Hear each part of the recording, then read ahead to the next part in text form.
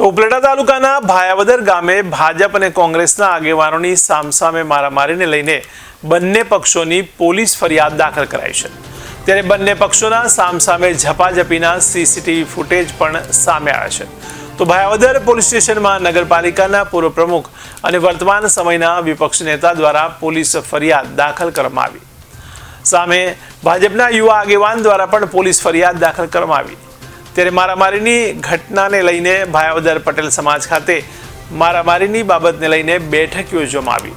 તો ભાયાવદર નગરપાલિકાના પૂર્વ પ્રમુખ અને ફરિયાદી નયન જીવાણી દ્વારા પટેલ સમાજ ખાતે મીટિંગ બોલાવવામાં આવી હતી। ત્યારે સામસામે થયેલી બબાલમાં બંને પક્ષોની ભાયાવદર પોલીસે ફરિયાદ દાખલ કરી છે। તો પટેલ સમાજ ખાતે યોજાયેલા બેઠકમાં ભાયાવદર બંધનું એલાન નક્કી કરાતા ઉપસ્થિત લોકોએ પણ તેને સમર્થન આપ્યું હતું।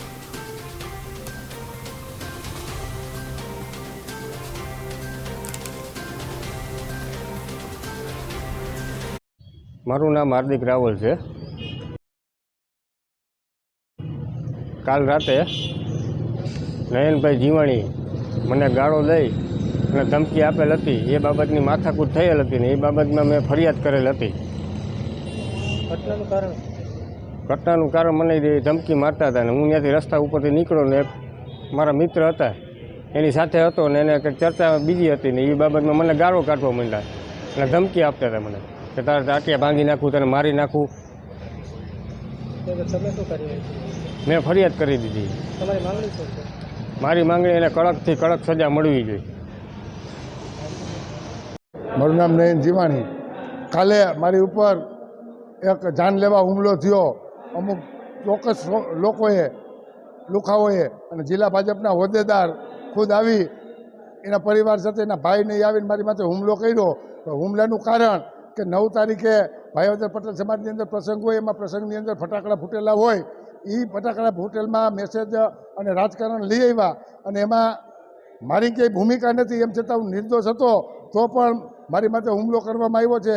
હુમલો કરવાનું કારણ મેં ઉપર જિલ્લા ભાજપને ફરિયાદ કરેલી કે આ ભાઈ ખોટા મેસેજ નાખે છે, એટલે આ કરવામાં આવ્યું। એટલે એના અનુસંધાને આજે ભાયાવદરની અંદર દરેક સમાજના 18 વર્ણના લોકો સમાજની મિટિંગમાં આજે હાજર રહી અને આક્રોશ સાથે કાલે બપોર સુધી ભાયાવદર બંધનું એલાન આપવામાં આવ્યું છે।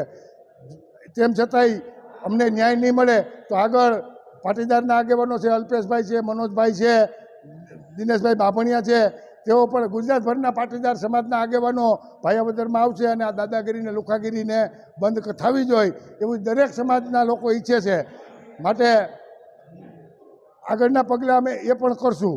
એટલે આ હોદ્દાની રૂએ, હોદ્દાના જિલ્લા ભાજપની અંદર સંગઠનમાં હોદ્દો હોય એ હોદ્દાની રૂએ સમાજને દબાવવાની જ પ્રવૃત્તિ કરી અને એના ભાગરૂપે મારી માથે હિચકારો હુમલો કરવામાં આવ્યો છે। આ હુમલામાં મારો ચેન પણ ગયેલો છે। અત્યારે તો ખોવા જવાની ફરિયાદ લખેલી છે કે સાહેબે કીધેલું છે પોલીસ ખાતાએ કે નહીં જાય તો લૂંટનો પણ ગુનો બનશે।